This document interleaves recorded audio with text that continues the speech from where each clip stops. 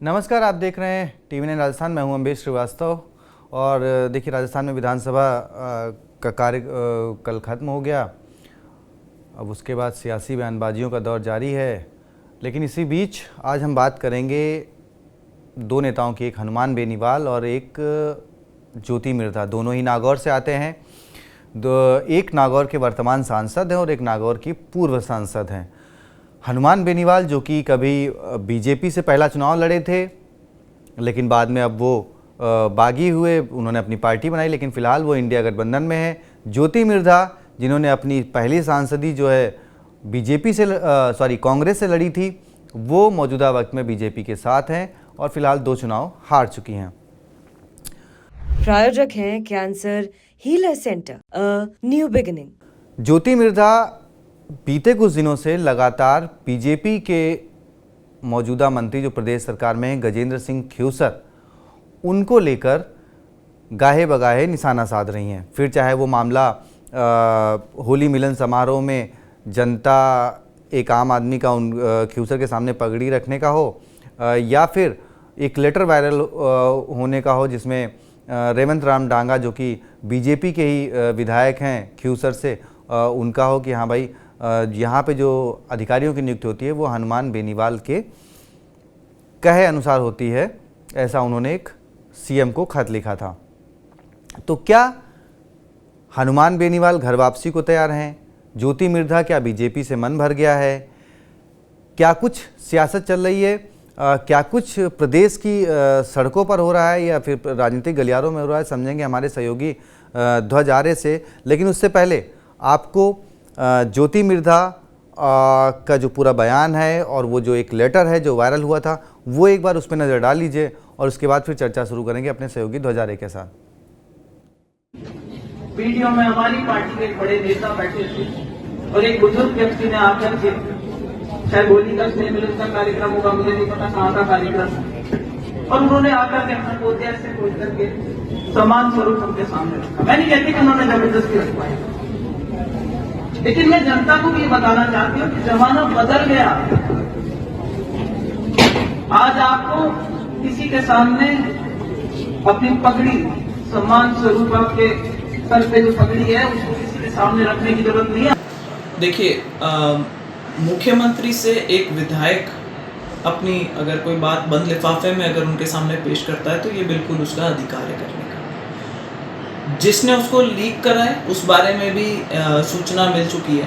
कुछ लोगों ने उससे पहले ही ये बात फैला दी थी कि भाई ऐसा ऐसा एक पत्र हमारे हाथ में आ चुका है और समय आने पर हम उसको रिलीज़ करेंगे। और उसका जो कनेक्शन है वो भी अफसोस की बात है कि हमारी पार्टी में ही निकल करके आया है। लेकिन इस बात को बहुत सीरियसली लिया गया है और मुझे पूरा विश्वास है कि जो हमारे सीनियर लीडर्स हैं, मुख्यमंत्री जी हैं, प्रदेश अध्यक्ष जी हैं और हमारे प्रभारी राधा मोहन जी हैं, इस बात को उनके संज्ञान में लेकर आया गया है, उनको ध्यान है और उसके ऊपर जल्दी कोई ना कोई एक्शन होना है। ज्योति मिर्धा का 2-3 दिन पहले एक बयान आया गजेंद्र सिंह खेवसर जी के लिए कि पत्र वायरल करने वाले गजेंद्र सिंह जी खेवसर है। मैं पूछना चाहती हूं ज्योति मिर्धा जी आपसे कि आप 2008 में एक चुनाव जीती, आज तक अपनी लाइफ में आपने चुनाव नहीं जीता है।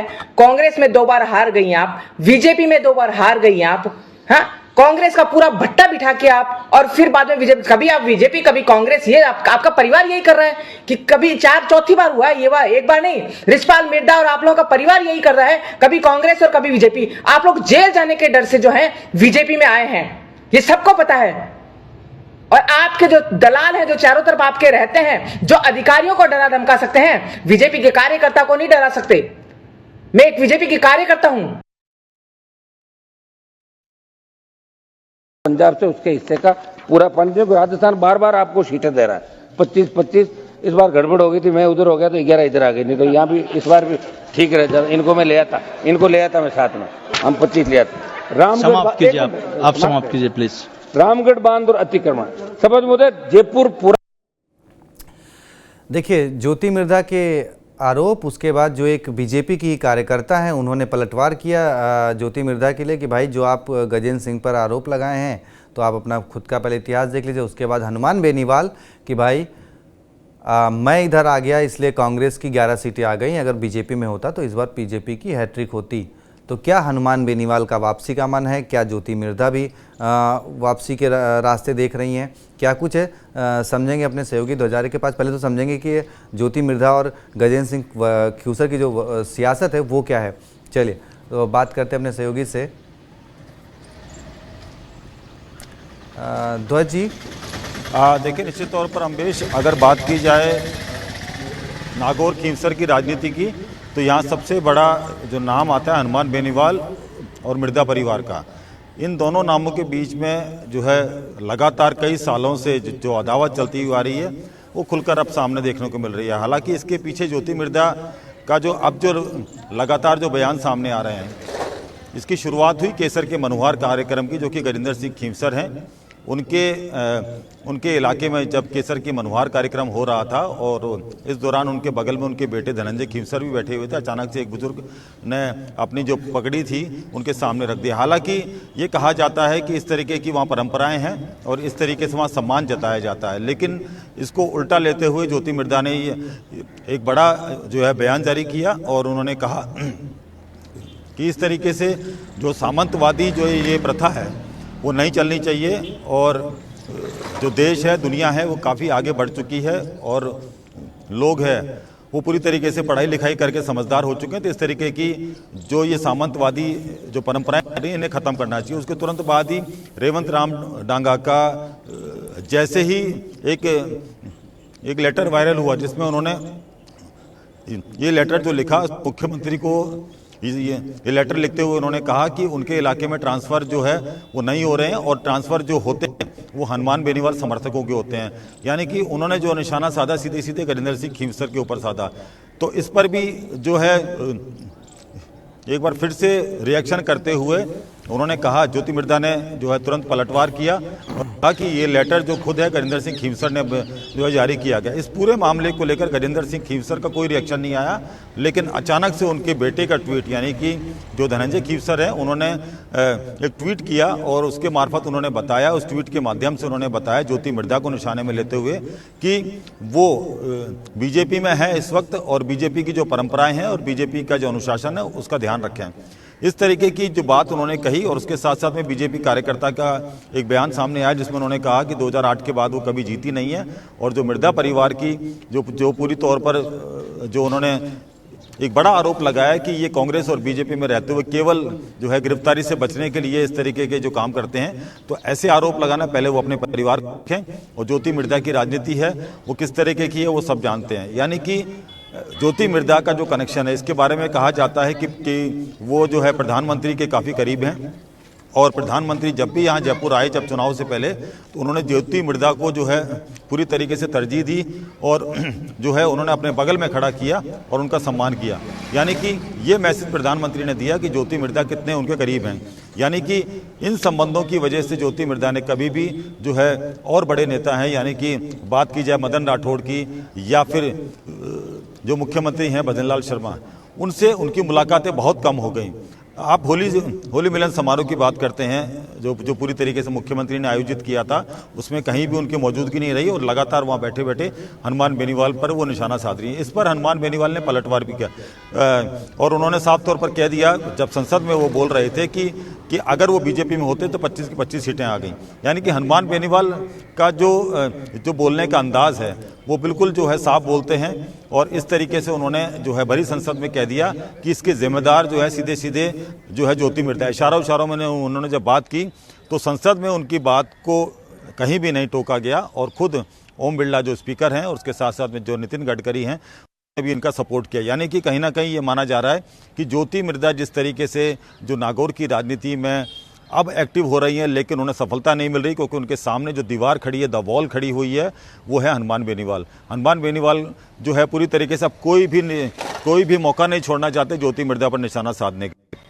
लेकिन इस बीच में हम आपको एक चीज़ और बताते हैं कि जो जवाब गजेंद्र सिंह खींवसर का आना चाहिए था, जो उन्होंने पलटवार किया ज्योति मिर्धा ने गजेंद्र सिंह खींवसर पर जो आरोप लगाए, लेकिन जो जवाब जो है गजेंद्र सिंह खींवसर का आना चाहिए था, लेकिन उन्होंने जवाब नहीं दिया। उनके बेटे जो कि धनंजय खींवसर हैं, उन्होंने इसका जवाब दिया। यानी कि इसको सीधे सीधे राजस्थान की जो क्रिकेट एसोसिएशन है उससे भी जोड़ा जा रहा है कि जो आरसीए के अध्यक्ष बनना चाहते हैं धनंजय खींवसर, वो पूरी तरीके से जो है तैयारी कर रहे हैं, लाइमलाइट में आना चाहते हैं। उसके साथ साथ में राजेंद्र राठौड़ के बेटे हैं पराक्रम सिंह राठौड़, वो भी आरसीए का अध्यक्ष बनने की तैयारी कर रहे हैं, यानी कि वो भी आ रहे हैं। नागौर की राजनीति है, जिस तरीके से जो नागौर की राजनीति है वो पूरी तरीके से जाट बनाम राजपूत की ये राजनीति है, और इसमें हनुमान बेनीवाल और उसके सामने जो खड़े होते हैं उनका जो है लगातार विरोध होता रहता है। आप जो है ये तमाम रिजल्ट देखिए जो कि विधानसभा में थे, इन रिजल्टों में जो है नागौर के आसपास के इलाके की, चाहे डीडवाना की बात करें चाहे और आसपास के इलाकों की बात करें, वहाँ जो राजपूत कैंडिडेट उतरे उनको सबको हार का सामना करना पड़ा। यानी कि हनुमान बेनीवाल का कितना बड़ा दबदबा है ये जो है इस बात से समझा जा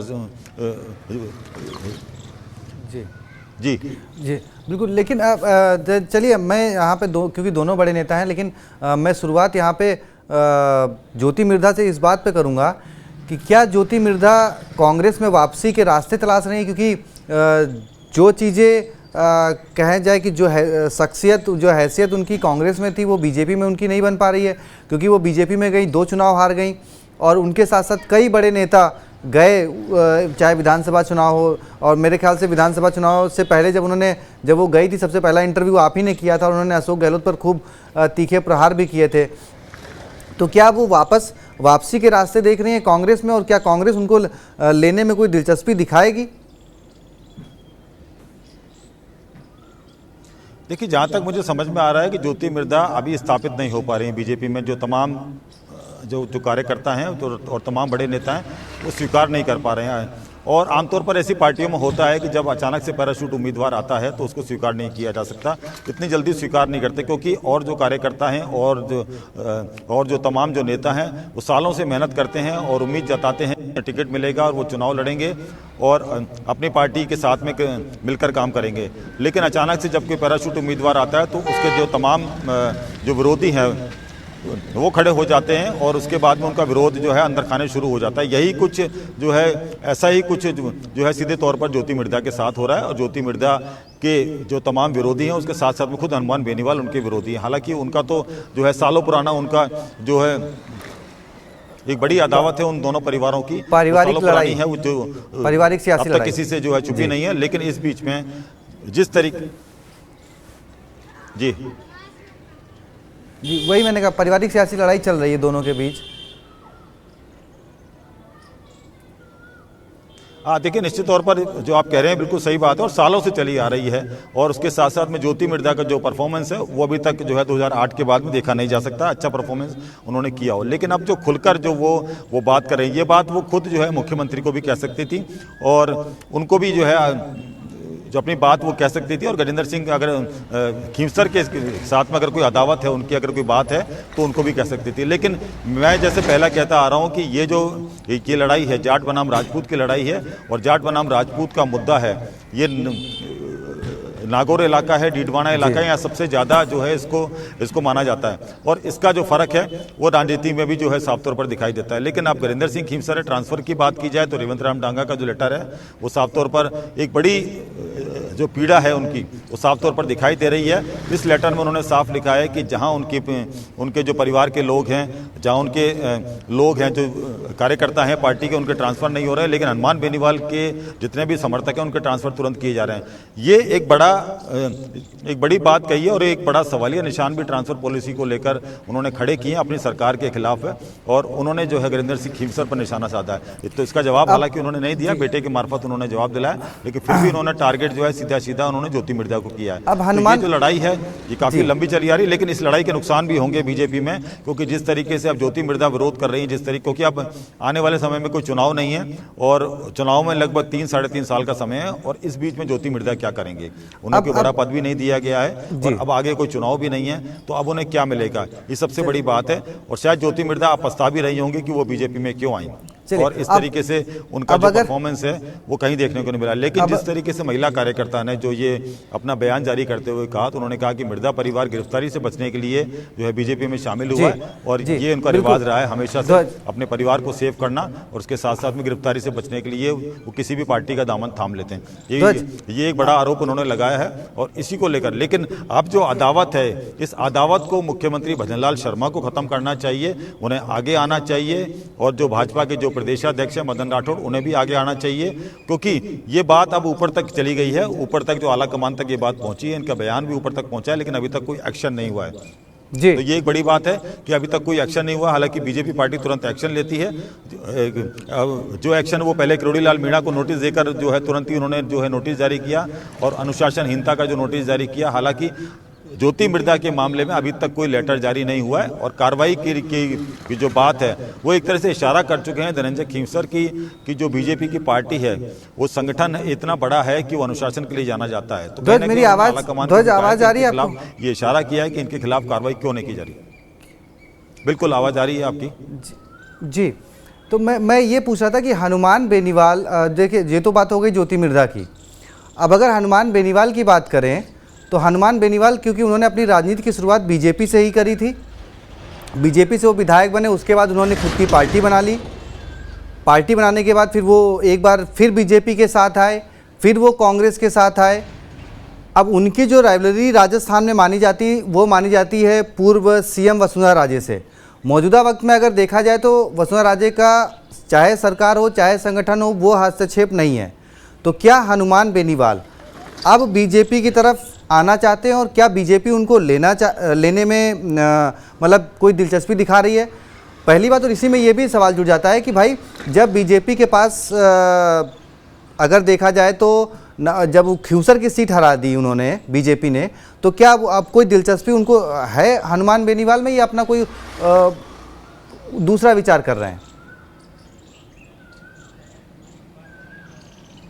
देखिए, हनुमान बेनीवाल की जो पार्टी है लगभग राजस्थान में उसके एक भी विधायक नहीं है तो लगभग खत्म मानी जा रही है। लेकिन हनुमान बेनीवाल का स्टाइल अलग है, वो अपनी स्टाइल से, उनकी जो अलग स्टाइल है और जिस तरीके से बयानबाजी देते हैं और जिस तरीके से यूथ उनके साथ में, जिस तरीके से जो लोग उनके साथ में जुड़े हुए हैं, उनके वोटर अलग हैं। तो कहीं ना कहीं ये माना जा रहा है कि हनुमान बेनीवाल, हालांकि बीजेपी में जाने की संभावनाएं कम है, वो लगातार जो है पूर्व मुख्यमंत्री वसुंधरा राजे पर भी निशाना साध चुके हैं।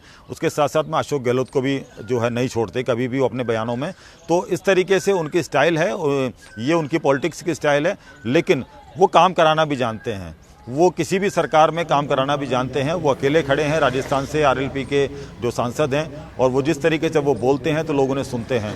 यानी कि जो एक अलग स्टाइल है और एक अलग ही पर्सनैलिटी है हनुमान बेनीवाल की, वो ये बार बार बताना चाहते हैं कि हनुमान बेनीवाल कभी भी कमज़ोर नहीं हुआ है और अगर वो किसी पार्टी के साथ आते हैं तो उसकी जीत तय है। लेकिन अब वो अलग ही कुछ ना कुछ अलग करने की सोच रहे हैं, क्योंकि राजकुमार राउत से उनकी लगातार बातचीत हो रही है, उनसे लगातार जो मुलाकातें हो रही हैं, उनकी जो फोटो हैं वो खुद जो है रिलीज करते हैं। उसके साथ साथ में किरोड़ी लाल मीणा के भी संपर्क में, नरेश मीणा के सपोर्ट में भी वो बोल चुके हैं।